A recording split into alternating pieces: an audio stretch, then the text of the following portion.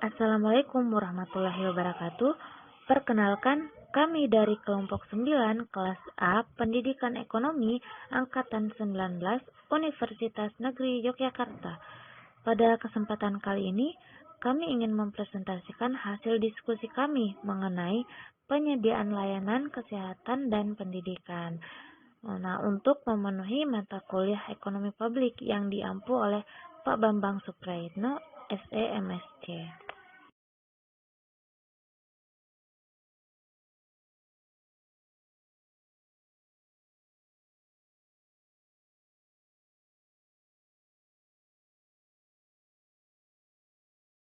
Nah, sebelum kita memasuki materi, ada baiknya kami memperkenalkan diri dulu ya, teman-teman, supaya enak gitu. Nah, di kelompok 9 ini kami ada 3 orang, yaitu yang pertama Ayu Mutmainah dengan NIM 1980424147. Yang selanjutnya ada Khofifah Nurul Firdaus dengan NIM 1980424148, dan yang terakhir yaitu Laila Indah Kusuma dengan NIM 198042444037. Baik teman-teman, yang pertama kita akan membahas mengenai konsep pelayanan publik di bidang kesehatan. Kesehatan merupakan salah satu aspek penting dalam setiap kehidupan manusia, karena kesehatan dapat menunjang aktivitas manusia dan menjadi salah satu tolak ukur kesejahteraan suatu negara. Dalam hal ini, pemerintah telah melakukan pelayanan publik dalam bidang kesehatan, seperti pelayanan kesehatan di puskesmas yang seharusnya ada di setiap kecamatan. Juga adanya BPJS atau Badan Penyelenggara Jaminan Sosial. Akan tetapi, kenyataan yang kita hadapi saat ini, pelayanan publik di bidang kesehatan masih banyak menuai permasalahan. Banyak masyarakat yang masih sulit untuk mendapatkan pelayanan kesehatan yang baik dan layak. Next, kita akan membahas permasalahan yang dihadapi oleh pelayanan publik di bidang kesehatan. Jumlah penduduk yang semakin banyak mengakibatkan dana kesehatan yang dikeluarkan oleh negara semakin banyak pula. Kemudian yang kedua, sedangkan sumber daya yang dimiliki tidak dapat memenuhi permintaan masyarakat karena sedikitnya sumber daya yang kita miliki. Yang ketiga, kurangnya pemerataan fasilitas kesehatan. Banyak daerah-daerah terpencil yang masih belum mendapatkan layanan kesehatan yang layak. Yang ketiga, terbatasnya fasilitas dan alat di rumah sakit juga menjadi salah satu permasalahan pelayanan publik di bidang kesehatan. Kemudian, rendahnya kualitas kesehatan juga menjadi salah satu keluhan masyarakat. Kemudian, rumitnya regulasi yang dibuat pemerintah akan semakin menyusahkan masyarakat dan kemudian berakibat tertundanya pemeriksaan kesehatan masyarakat dan juga tindakan yang dilakukan oleh dokter. Nah, permasalahan-permasalahan tersebut tentunya harus segera diatasi demi terwujudnya masyarakat yang sehat, sehingga dapat meningkatkan kesejahteraan suatu negara. Kita menyadari bahwa semua itu tidak dapat dilakukan secara instan, akan tetapi perlu proses yang panjang, yang harus selalu diawasi dan juga dievaluasi. Selain itu, yang paling penting adalah adanya konsistensi agar selalu berada di dalam aturan yang telah ditetapkan sebelumnya. Yang selanjutnya, ada konsep pelayanan publik di bidang pendidikan.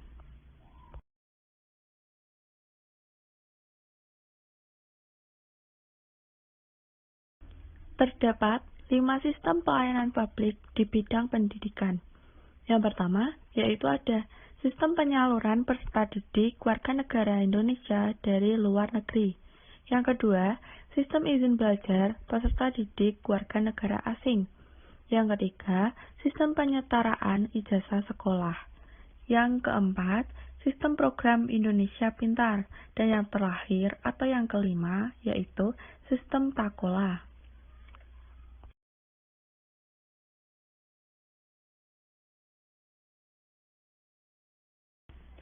Selanjutnya adalah pelayanan yang dilakukan oleh pemerintah. Ada 5 pelayanan. Yang pertama yaitu layanan penyetaraan ijazah. Yang kedua, layanan rekomendasi penyaluran siswa. Yang ketiga, layanan rekomendasi izin belajar siswa warga negara asing. Yang keempat, layanan program Indonesia Pintar melalui Dapodik. Dan yang terakhir atau yang kelima yaitu layanan rehabilitas ruang kelas rusak. Mari kita bahas untuk pembahasan yang pertama tentang layanan penyetaraan ijazah. Adapun syarat-syarat yang harus dipenuhi apabila ingin penyetaraan ijazah. Yang pertama yaitu adanya pas foto, paspor, surat keterangan, ijazah atau diploma, transkrip nilai, rapor kelas minimal 3 tahun terakhir, dan yang terakhir ada akte kelahiran. Selanjutnya tentang layanan rekomendasi penyaluran siswa. Syarat-syarat yang harus dipenuhi yaitu apabila dari sekolah luar negeri ingin sekolah ke dalam negeri, yang pertama ada paspor. Yang kedua, surat keterangan pindah dari sekolah sebelumnya. Yang ketiga, surat keterangan dari perwakilan RI. Dan yang terakhir yaitu transkrip nilai. Dan apabila ingin pindah dari sekolah dalam negeri ke sekolah nasional, ada 2 syarat. Yang pertama, surat keterangan pindah dari sekolah asal, dan yang kedua, transkrip nilai. Pembahasan yang ketiga yaitu layanan rekomendasi izin belajar siswa negara asing. Adapun syarat yang harus dipenuhi. Apabila izin baru ada 6 syarat. Yang pertama yaitu paspor siswa, yang kedua rapor kelas terakhir, yang ketiga syarat pernyataan tidak bekerja dan harus bermaterai 6.000, yang keempat surat jaminan pembiayaan dari orang tua dan harus disertai dengan materai. Yang kelima, surat keterangan dari sekolah yang disetujui oleh Indonesia. Dan yang terakhir, paspor orang tua. Dan apabila ingin izin perpanjang atau memperpanjang izin, terdapat 5 syarat. Yang pertama yaitu ada paspor dari siswa tersebut. Yang kedua ada kartu izin tinggal sementara dari kantor imigrasi. Yang kedua, surat tanda melapor dari kepolisian atau Polsek. Yang keempat, surat keterangan dari sekolah yang disetujui di Indonesia. Dan yang terakhir yaitu rapor kelas terakhir. Nah, sekarang kita akan membahas konteks empiris mengenai pelayanan publik di bidang kesehatan dan pendidikan. Nah, yang pertama di bidang kesehatan. Berdasarkan penelitian yang telah dilakukan, ditemukan 2 macam keadaan pelayanan publik di bidang kesehatan. Nah, berdasarkan penelitian itu, ada ditemukan pelayanan program BPJS yang masih buruk, ada pula yang sudah baik. Begitu pula dengan pelayanan di puskesmas. Ada yang sudah baik, namun tidak dipungkiri masih ada juga yang pelayanannya kurang baik. Nah, pelayanan itu dinilai dari standar yang telah ditetapkan mulai dari sarana, prasarana, hingga pelayanan kesehatan yang diberikan. Nah, contohnya Dinas Kesehatan Daerah Istimewa Yogyakarta. Standar pelayanan publik Dinas Kesehatan DIY tahun 2021 muncul permasalahan seperti perbedaan antara kinerja yang diharapkan dengan praktek sehari-hari. perbedaan antara tuntutan kebutuhan masyarakat dengan kemampuan pelayanan aparatur pemerintah, serta perbedaan sumber daya anggaran dengan kebocoran pada tingkat pelaksanaannya. Nah, beda lagi dengan pelayanan puskesmas di Kecamatan Perbaungan, Kabupaten Serdang Bedagai, yang menunjukkan hasil yang baik. Berdasarkan penelitian yang telah dilakukan, ditemukan hasil bahwa pelayanan publik bidang kesehatan oleh puskesmas setempat yang bernama Puskesmas Perbaungan sudah terselenggara dengan baik. Nah, sehingga dapat disimpulkan bahwa pelayanan publik harus ditangani dengan baik dan sesuai dengan regulasi yang berlaku demi terciptanya kondisi yang baik dan tercapai tujuan yang ingin dicapai gitu. Nah, selanjutnya di bidang pendidikan. Nah, contohnya kita mengambil di Provinsi Papua. Nah, di Provinsi Papua kan ada kebijakan Otsus yang dikhususkan bagi Provinsi Papua. Otsus itu yaitu otonomi khusus. Nah, kebijakan Otsus ini memberi peluang bagi orang asli Papua untuk mengaktualisasikan diri melalui simbol-simbol budaya lokal sebagai wujud kemegahan jati diri, pengakuan terhadap eksistensi hak ulayat, adat, masyarakat adat, hukum adat, dan sebagainya. Nah, kebijakan Undang-Undang Nomor 21 Tahun 2001 ini tentang Otsus bagi Provinsi Papua. Kebijakan pembangunan kabupaten atau kota yang ada di Provinsi Papua itu diarahkan pada 4 titik krusial, salah satunya yaitu sektor pendidikan. Nah, di era otonomi khusus ini, mampukah pemerintah Kabupaten Lanijaya mengimplementasikan kebijakan pelayanan publik di bidang pendidikan? Nah, pemerintah Lanijaya ini masih diperhadapkan pada situasi problematik yang amat serius. Memasuki era otonomisasi di Provinsi Papua telah mengemukakan kembali keinginan dan tuntutan perlunya pemikiran yang luas mengenai peningkatan mutu pendidikan, terutama bagi orang Papua. Nah, kebijakan sebelum otonomi khusus ini menurut keterangan pertanggungjawaban Gubernur Provinsi Papua, pada tahun 2000-an, sebagian besar kualitas sumber daya manusia di Papua ini masih belum memadai.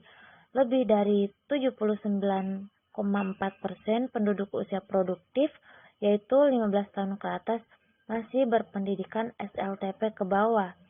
Dengan kondisi demikian, sehingga akan sulit menangkap peluang usaha serta menciptakan lapangan kerja. Apalagi jika diperhadapkan pada persaingan yang kian ketat dengan profesionalitas yang tinggi. Nah, faktor penyebab dari munculnya fenomena tersebut yaitu masih buruknya pelayanan publik di bidang pendidikan di Kabupaten Lanijaya yang merupakan salah satu kabupaten di Provinsi Papua. Nah, selain dari kendala yang tadi, ada pun kendala lainnya yaitu kurangnya jumlah tenaga pengajar serta fasilitas pendidikan yang sangat minim. Keadaan masyarakat masih termarginalisasi dari segi ekonomi dan akses infrastruktur yang masih terbatas. Nah, hal ini berarti bahwa birokrasi pendidikan di Kabupaten Lanijaya tersebut memerlukan responsivitas terhadap keseimbangan ekologis. Tidak saja dari dimensi politiknya, namun juga dimensi sosial budaya, ekonomi, geografis, dan teknologi. Yang selanjutnya yaitu ada masalah apa sih yang ada di dalamnya?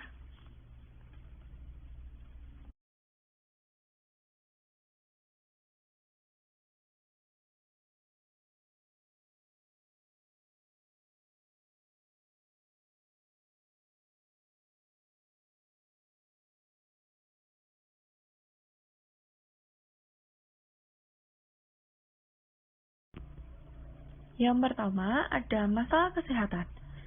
Masalah di bidang kesehatan yaitu ada 4. Yang pertama, sumber daya yang kurang memadai. Yang kedua, kurangnya pemerataan fasilitas kesehatan. Yang ketiga, kurangnya fasilitas dan alat kesehatan. Yang keempat, atau yang terakhir, rendahnya kualitas kesehatan dan rumitnya regulasi. Yang kedua, ada di bidang pendidikan. Di bidang pendidikan sendiri, terdapat 7 masalah. Yang pertama, kesediaan guru yang belum memadai. Yang kedua, prasarana dan sarana pendidikan yang minim. Yang ketiga, persebaran pusat-pusat layanan pendidikan yang tidak merata. Dan masih langkanya buku-buku pembelajaran.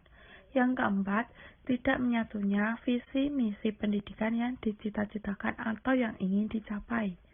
Kelima, kurangnya jumlah tenaga pengajar serta fasilitas pendidikan yang memadai.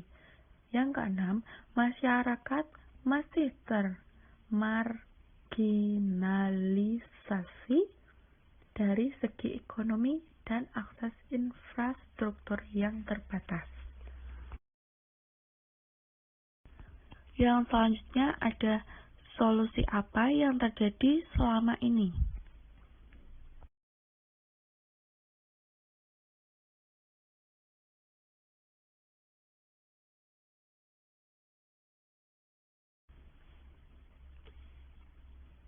Ada di bidang kesehatan dan di bidang pendidikan.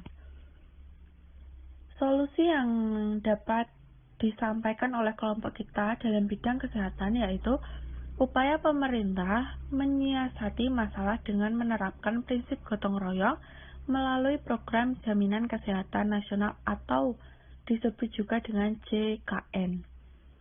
Dalam pendidikan sendiri, solusi yang dapat disampaikan yaitu untuk mengatasi masalah yang telah disebutkan pada slide-slide sebelumnya, upaya yang dapat dilakukan oleh pemerintah saat ini yaitu mengeluarkan kebijakan otonomi yang khusus diberikan kepada Provinsi Papua untuk mengatur dan mengurus kepentingan masyarakat setempat menurut Prakarsa sendiri berdasarkan aspirasi dan hak-hak dasar masyarakat Papua itu sendiri.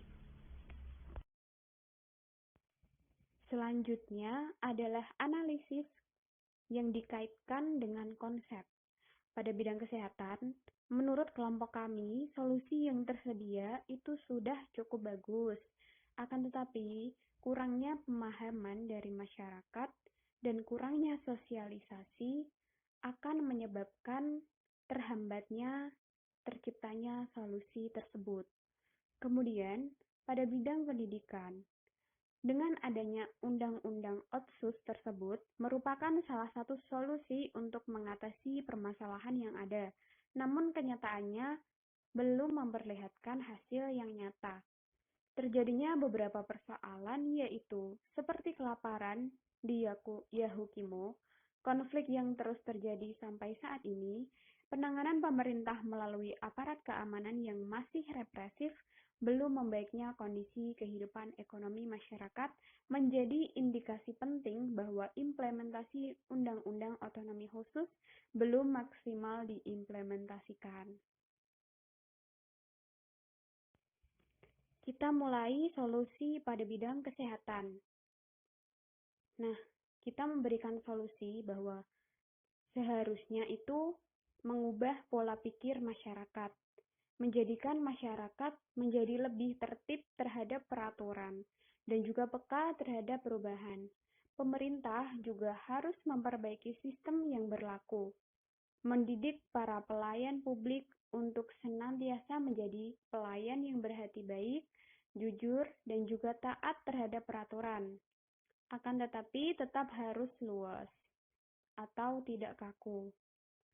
Selanjutnya yaitu mempermudah regulasi agar semua masyarakat bisa dengan mudah mendapatkan pelayanan di bidang kesehatan. Kemudian, solusi atau rekomendasi di bidang pendidikan adalah perlu adanya peningkatan sumber daya manusia yang berkualitas untuk memajukan daerah. serta dibutuhkan sosialisasi penjelasan mengenai semua implementasi kebijakan yang diambil, bahkan sarana atau fasilitas umum yang disediakan. Untuk pemerintah Lani Jaya, perlu adanya evaluasi, pengawasan serta perencanaan yang jelas mengenai implementasi kebijakan otonomi khusus Papua Undang-Undang Nomor 21 Tahun 2001. Oke, next teman-teman, kita akan membahas solusi atau rekomendasi dari kelompok kita, yaitu kelompok 9.